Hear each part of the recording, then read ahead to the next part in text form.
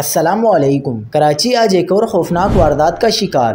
20 سے زائد ڈاکوؤں نے ایک فیکٹری پر دعویٰ بول دیا، گھنٹوں تک یرغمال، کروڑوں روپے کے قیمتی سامان کا صفایا کر دیا۔ کیا آپ حالات حاضرہ سے آگاہی حاصل کرنا چاہتے ہیں؟ خبر کے پیچھے چھپے اصل حقائق جاننا چاہتے ہیں تو ابھی سبسکرائب کیجئے جلمل پاکستان کو اور ساتھ ہی گھنٹی کے نشان پر کلک کر دیں۔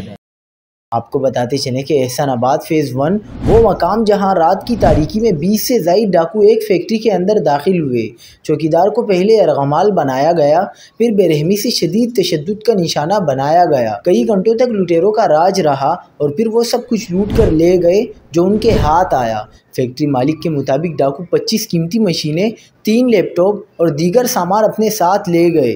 سامان کو گاڑیوں میں لوڈ کیا گیا جیسے سب کچھ پہلے سے پلان ہو۔ واقعے کی اطلاع سائٹ سپر ہائی وے تھانے کو دے دی گئی ہے۔ پولیس نے کارروائی کا آغاز کر دیا ہے، لیکن ماضی کے واقعات ہمیں یہ بھی بتاتے ہیں کہ اکثر کارروائیاں صرف بیانات تک محدود رہتی ہیں۔ کیا اس بار کچھ مختلف ہوگا یا یہ کیس بھی فائلوں میں دب کر رہ جائے گا؟